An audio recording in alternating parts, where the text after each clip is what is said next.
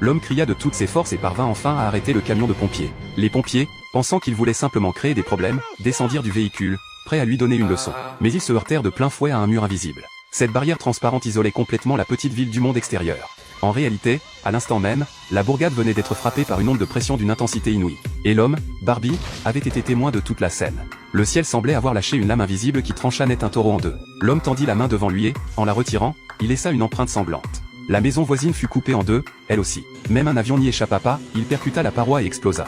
La police arriva rapidement sur les lieux. Les agents inspectèrent les abords de la ville, cherchant en vain un point faible dans cette barrière. Peu à peu, ils comprirent que toute la ville se trouvait enfermée sous une sorte de gigantesque cloche de verre, transformant ses habitants en prisonniers. Peu de temps après, l'armée américaine fit son apparition, lourdement armée et équipée de technologies de pointe, pour examiner ce mystérieux obstacle transparent. Ils commencèrent par le scanner avec des instruments sophistiqués, sans obtenir le moindre résultat. Puis ils essayèrent de l'asperger d'eau, rien ne traversait la paroi. Quand la nuit tomba, le shérif, gagné par l'inquiétude, entreprit de faire une ronde le long de la barrière.